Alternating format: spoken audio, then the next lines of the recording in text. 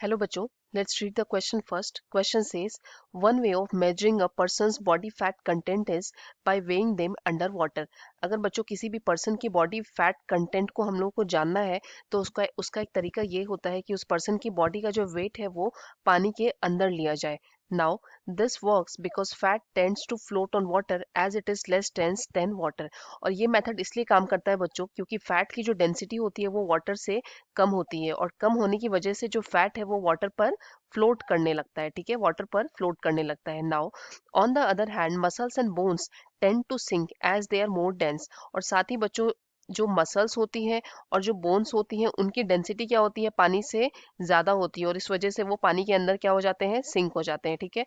Now knowing your weight under water as well as your real weight out of water, the percentage of your body's volume that is made up of fat can easily be estimated. बच्चों अगर हमें हमारा wait पानी के अंदर पता हो और पानी के बाहर पता हो, ठीक है, अगर हमें ये दोनों चीजें पता हो तो हम इजीली निकाल सकते हैं कि हमारी बॉडी में कितना फैट है. ठीक है. Now this is only an estimate since it assumes that your body is made up of only two substance, fat low density and everything else high density. ठीक है.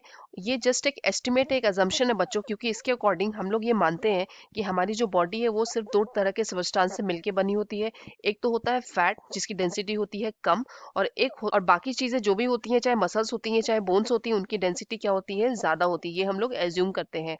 Now the weight is measured by spring balance both inside and outside the water.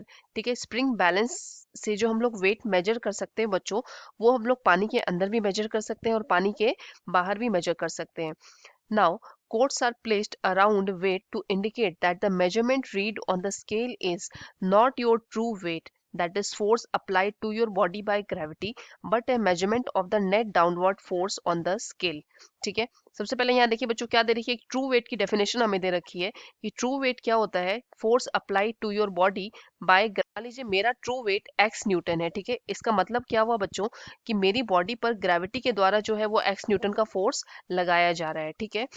अब यहाँ पर बच्चों बात की गई है स्केल की. ठीक है. मान लीजिए कोई भी मेजरमेंट स्केल है, जैसे कि यहाँ पर स्प्रिंग बैलेंस की बात करेंगे तो स्प्रिंग बैलेंस जो हमारा वेट मेजर करता है बच्चों, मान लीजिए एक्स न्यूटन मेजर करता है इस क्वेश्चन के अकॉर्डिंग. ठीक है. इस क्वेश्चन में जो फैक्ट्स दे रखे हैं उसके अकॉर्डिंग मैं बात कर रही हूँ कि अगर मान लीजिए स्प्रिंग बैलेंस हमारा वजन एक्स न्यूटन बता रहा है तो इस क्वेश्चन में जो फैक्ट दे रखा है उसके अकॉर्डिंग ये मेरा ट्रू वेट नहीं है. ठीक है. ये मेरा ट्रू वेट नहीं है. ये क्या है, ये है वो वेट जो कि मेरी बॉडी स्प्रिंग बैलेंस या किसी भी तरह का जो भी स्केल की बात की गई है यहाँ पर, उस पर मेरी बॉडी एक्सर्ट कर रही है. ठीक है. मीन्स ये मेरा ट्रू वेट नहीं है, ये ग्रेविटी द्वारा लगाया गया फोर्स नहीं है, ये वो फोर्स है जो कि मेरी बॉडी उस पर्टिकुलर स्केल पर लगा रही है. ठीक है. स्प्रिंग बैलेंस जस्ट मैंने आपको समझाने के लिए बताया. Okay. Now Ram and Shyam are having same weight when measured outside the water. यहाँ पे दो लोगों की बात की गई बच्चों, राम और श्याम की, कि राम और श्याम का जो वजन है वो सेम है अगर मेजर किया जा रहा है outside the water. when measured under water it is found that weight of ram is more than that of Shyam. लेकिन अगर पानी के अंदर नाप रहे हैं बच्चों, पानी के अंदर अगर मेजर कर रहे हैं तो क्या हमें मिल रहा है कि राम का जो वजन है बच्चों वो ज्यादा है देन दैट ऑफ श्याम. ठीक है. Now then we can say that, उसके बाद हमें चार ऑप्शन दे रखे हैं बच्चों. चलिए ऑप्शंस देख लेते हैं. Option A is Ram is having more fat content than Shyam. Option B is Shyam is having more fat content than Ram. Option C is Ram and Shyam both are having the same fat content. And option D is none of these. तो चलिए बच्चों सबसे पहले इस question को solve करने के लिए हम देख लेते हैं कि क्या की कॉन्सेप्ट यूज होगा. देख लेते हैं सबसे पहले की concept.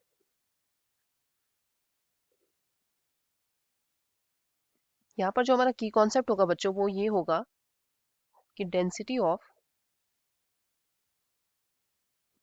Fat is less than water. ठीक है. फैट की जो डेंसिटी होती है बच्चों वो पानी से कम होती है और इस वजह से जो फैट है वो फ्लोट करता है पानी पर. That's why fat floats on the surface of water. ठीक है. अब यहाँ पर बच्चों में क्वेश्चन के अकॉर्डिंग क्या कंडीशन दे रखी है, कंडीशन ये दे रखी है बच्चों कि पानी के बाहर आउटसाइड वाटर राम का वेट और श्याम का वेट क्या है, इक्वल है, ओके। बट इनसाइड वाटर क्या है बच्चों, राम का वेट श्याम के वेट से ज्यादा है।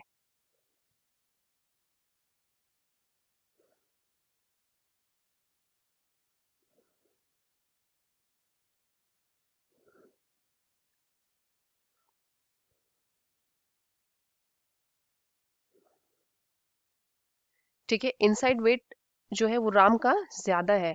अब बच्चों हम लोग अगर देखें तो राम का वेट जो है वो पानी के अंदर ज्यादा क्यों है, क्योंकि राम के पास क्या है, ज्यादा उनकी उसकी जो बोन डेंसिटी है वो ज्यादा है, उसकी जो मसल डेंसिटी है वो ज्यादा है, ठीक है।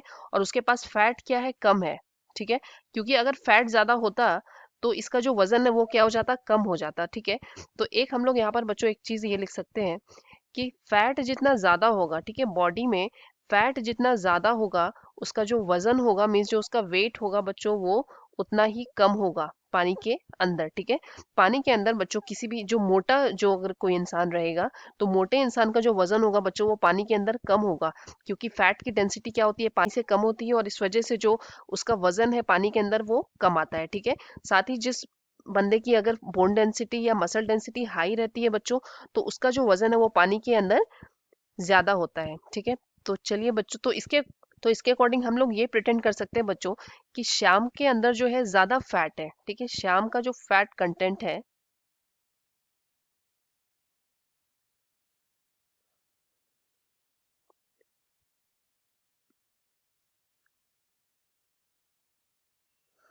वो ज्यादा है as compare to Ram.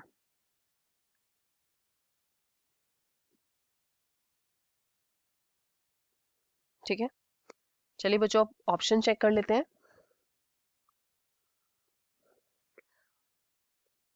Option B में बच्चों यहाँ हमें दिख रहा है कि श्याम का फैट कंटेंट ज्यादा है than Ram. So option B will be our answer. Hope you understood it well. Best of luck. Thank you.